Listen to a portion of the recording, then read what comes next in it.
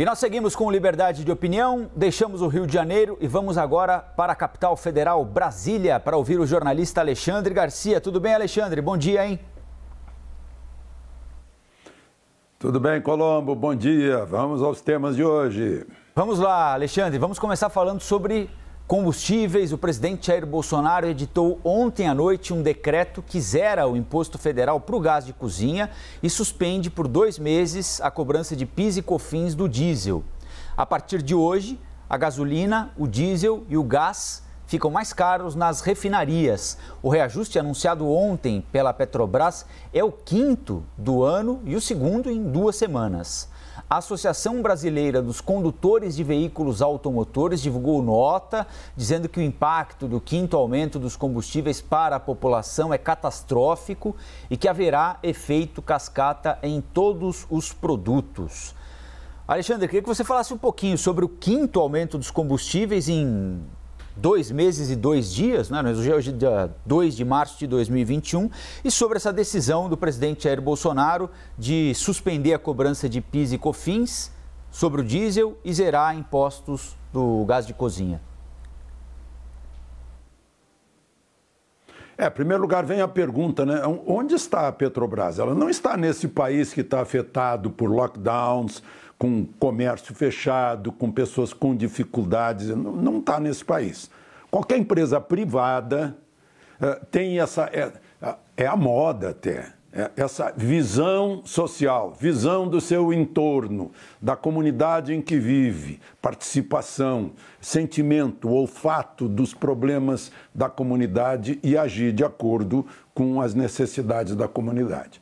Eu tenho dito aqui, parece que está offshore, primeiro lugar. Segundo lugar, essa é a prova de que o presidente não interfere na política de preços da Petrobras. Né? E vai continuar essa administração até 20 de março, que é quando termina o mandato da atual administração, do atual presidente. Bom, outra questão a se perguntar. Né? A Petrobras, na prática, acabou o monopólio, mas é um monopólio. Ela não tem concorrência. Ela faz todo o preço de todo combustível nesse país. Será que não tem CAD para isso, Conselho Administrativo da Defesa Econômica, para discutir essa questão?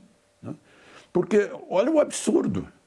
41%, 41, alguma coisa por cento de aumento no preço da gasolina e 34% 34% de aumento no preço do diesel só neste ano, sendo que o transporte rodoviário, que usa diesel, é o principal transporte da riqueza nacional. Então, é quase incompreensível. Né?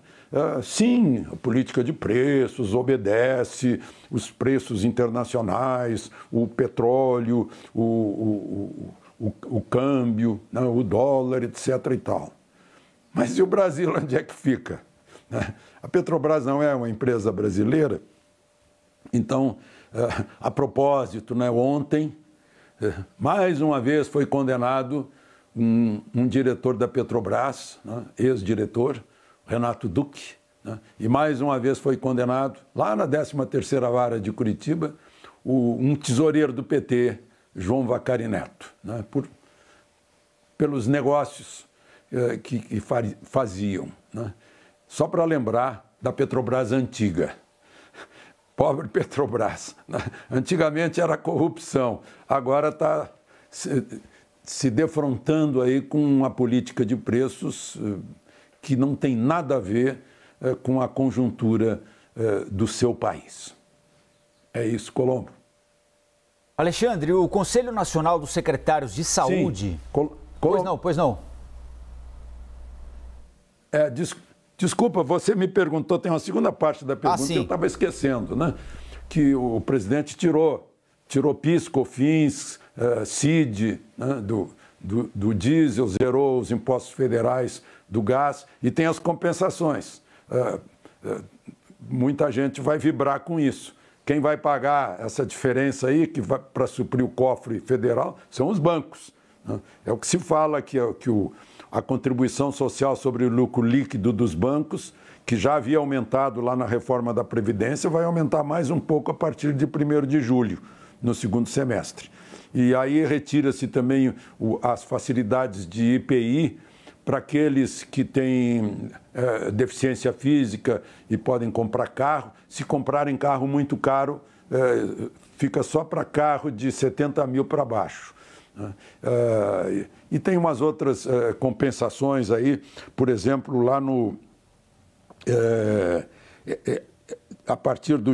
É exatamente isso, né? Então, vai haver 2 tipos de compensações na contribuição social sobre o lucro líquido dos bancos e no IPI, que é favorecido, né, para aqueles que precisam de carros diferentes, mas não podem comprar carro muito caro. Sim, é isso. Então, vamos falar um pouquinho de saúde, Alexandre, porque o Conselho Nacional dos Secretários de Saúde divulgou uma carta ao Ministério da Saúde pedindo medidas mais duras para conter o agravamento da pandemia da Covid no país.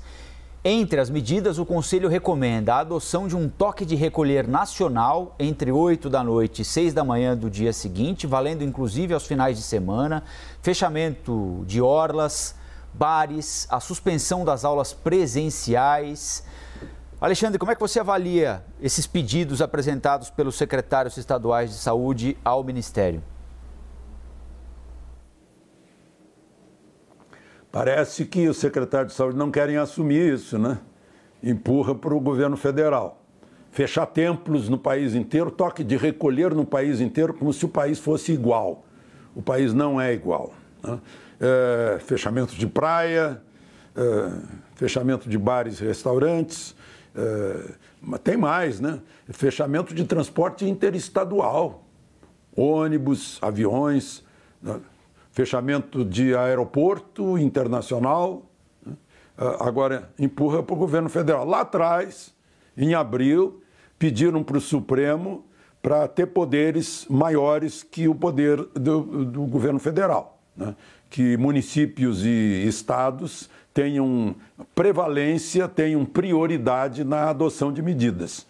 O governo federal só pode adotar medidas que sejam autorizadas pelos prefeitos e governadores. Agora parece que entregaram a toalha, né? Eu acho que não, eles não estão se julgando impotentes para resolver o problema, mas estão tentando passar o desgaste popular, né, para o governo federal, sendo que o país não é uno, né, não é igual e tem características diferentes, cepas diferentes, dependendo de regiões e características totalmente diferentes, como a gente pode ver nos mapas, até dentro dos estados, os municípios têm características diferentes. Não parece que seja uma medida... É uma medida política, né? Olha, nós não vamos carregar o ônus político de medidas mais duras. Nós chegamos a um limite aqui, o pessoal está indo para a porta da casa do governador gritar, como acontece aqui em Brasília, como acontece em certas prefeituras, né? Então, vamos tentar, vamos fazer uma carta para o governo federal assumir tudo isso. É essa a situação. Colombo? Bom, o presidente Bolsonaro sancionou ontem aquela MP das vacinas. Ele vetou o trecho que dava um prazo de 5 dias para a Anvisa autorizar o uso emergencial dos imunizantes. Aliás, era um pedido do próprio diretor-presidente da Anvisa para que esse veto fosse feito. E o presidente aceitou a recomendação apresentada a ele. Também foram vetados a compra e o ressarcimento de vacinas por estados e municípios em caso de omissão da União. Então, o município e o estado estavam autorizados a comprar vacina em caso de não cumprimento do Plano Nacional de Imunização e depois seriam ressarcidos pela União pela compra que fizeram para repor essa suposta falta, o suposto problema provocado pelo PNI.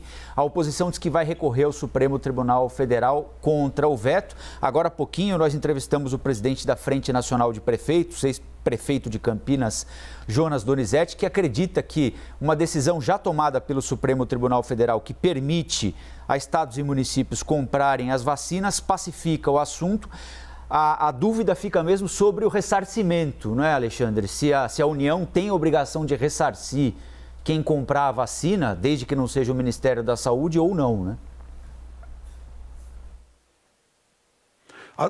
A minha dúvida é outra até. A minha principal dúvida é que eu vi a aprovação de 7 dias e não de 5.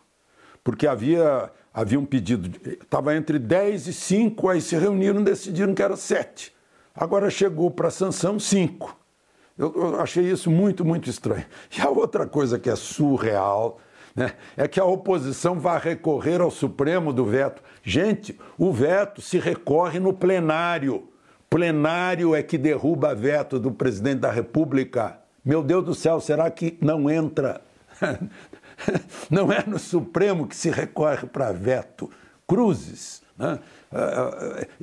É surreal, virou um regime surreal aqui no Brasil, com essa história de oposição de partido pequenininho, recorrer ao Supremo e o Supremo conceder, participar de uma decisão que deveria ser tomada em plenário, como o próprio presidente do Supremo disse naquele seu discurso de posse, né? Só que não está sendo posto em prática o que ele disse no discurso de posse.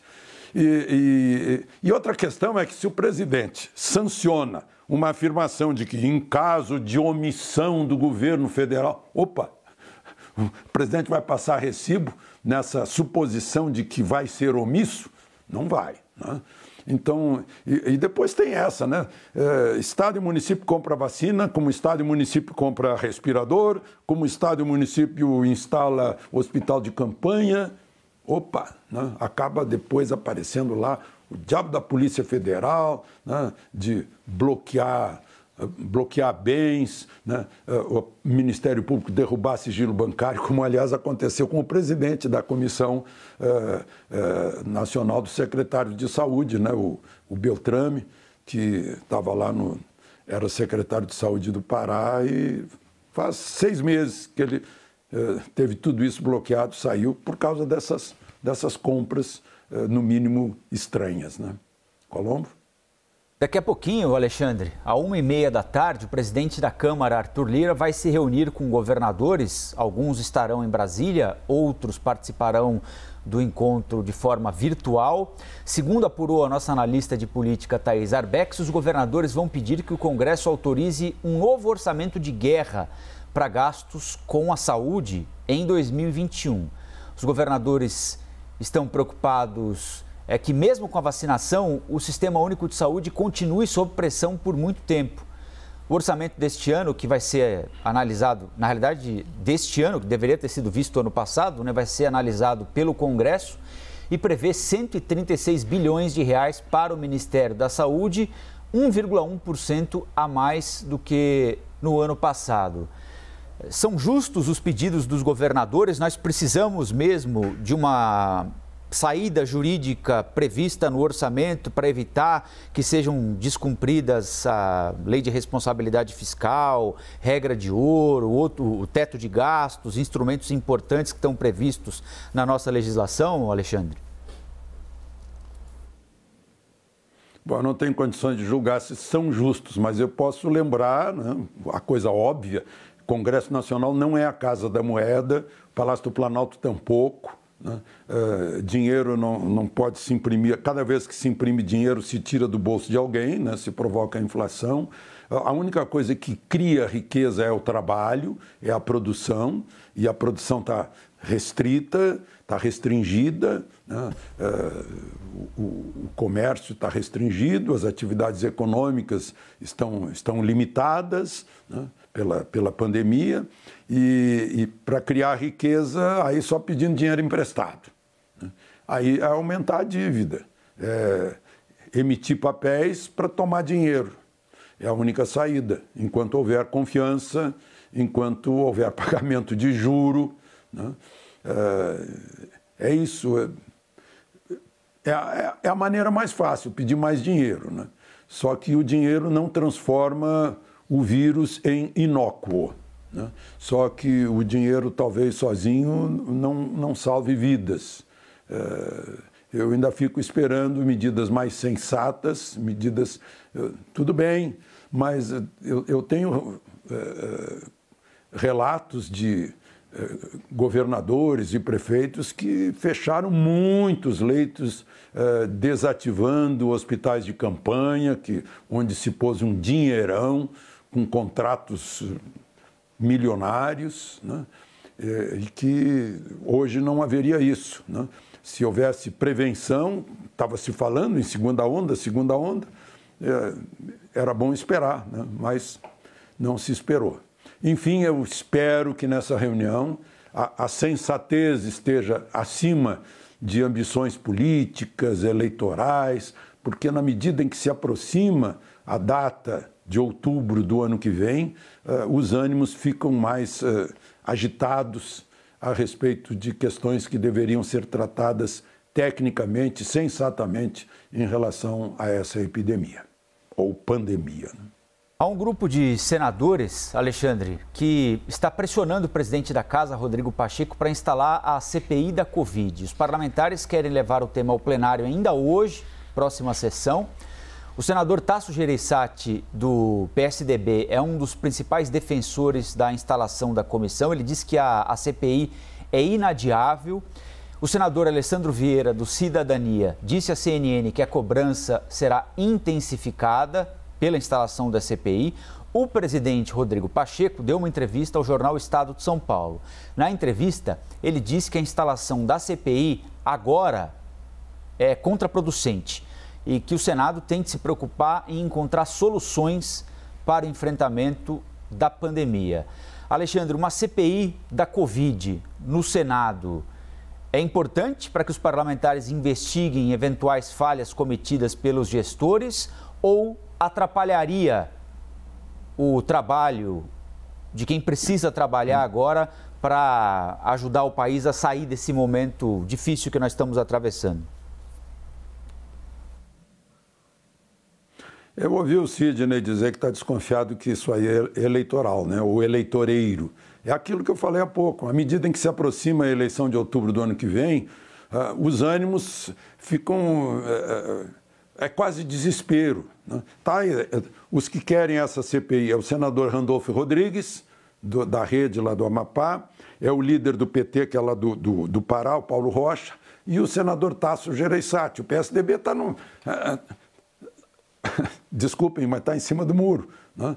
Porque não sabe exatamente o que vai fazer nesse momento. Aí pode-se ver o senador Tasso Gereissati do Ceará falando e o governador do Rio Grande do Sul, Eduardo Leite, falando mais ou menos a mesma coisa, né? Porque o Fernando Henrique gostaria que fosse Eduardo Leite, não Cova, e não João Dória. Aí João Dória já está ficando de lado, porque se desgastou muito. O PSDB tem que aparecer com uma alternativa de oposição, senão o Ciro e o Boulos tomam conta, né?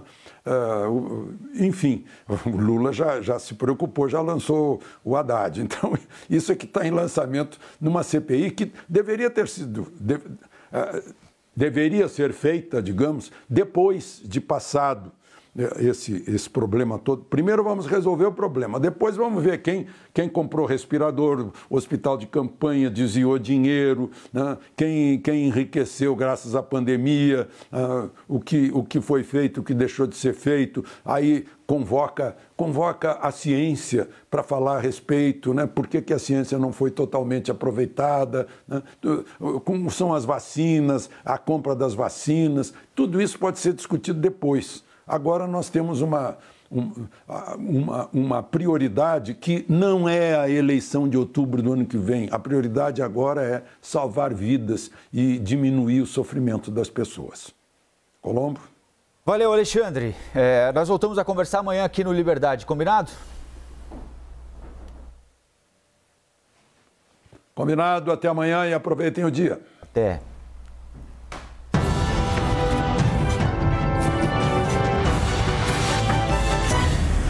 As opiniões emitidas pelos comentaristas do quadro não refletem necessariamente a posição da CNN.